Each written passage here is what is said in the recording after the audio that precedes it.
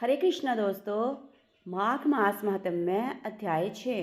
पूर्व समय में सतयुग के उत्तम निषेध नामक नगर में हेमकुंडल नाम वाला कुबेर के स्त्री धनी वैश्य रहता था, जो कुलीन, अच्छे काम करने वाला, देवता, अग्नि और ब्राह्मण की पूजा करने वाला, खेती का काम करता था।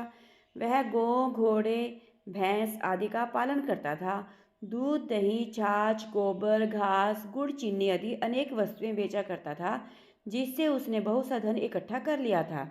जब वह बूढ़ा हो गया तो मृत्यु को निकट समझकर उसने धर्म के कार्य करने आरंभ कर दिए। भगवान विष्णु का मंदिर बनवाया, कुआं, तालाब, बावड़ी, आम, पीपल आदि वृक्ष के तथा सुंदर बाग बगीचे लगवाए। सूर्योदय से सूर्यास्त तक वह दान करता। गांव के चारों तरफ जल की प्याऊ लगवाई।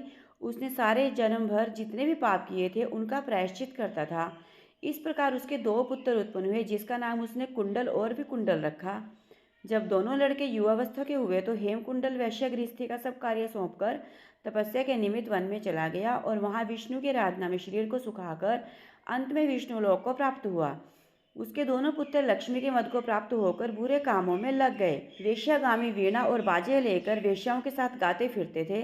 अच्छे सुंदर वस्त्र पहनकर, सुगंधित तेल आदि लगाकर, भांड और खुशामदियों से अच्छे सुंदर वस्त्र पहनकर, सुगंधित तेल आदि लगाकर, भांड और खुशामदियों से घिरे हुए हाथी की सवारी और सुंदर घरों में रहते थे।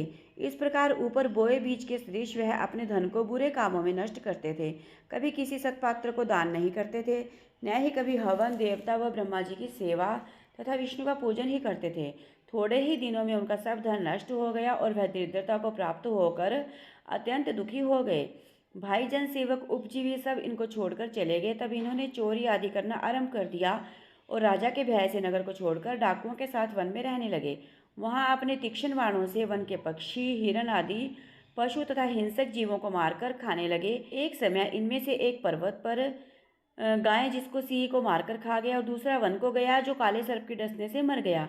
तब यमराज के दूत उन दोनों को बांधकर यम के पास लाए और कहने लगे कि महाराज, इन दोनों पापियों के लिए क्या आज्ञा है। तो दोस्तों, कैसी लगी आपको ये 6ठे अध्याय की कथा? अगर अच्छी लगी तो प्लीज़ वीडियो को लाइक करें, चैनल को सब्सक्राइब करें, वीडियो को अपने सभी सोशल अकाउंट्स पर शेयर करें। हरे कृष्णा, राधे राधे।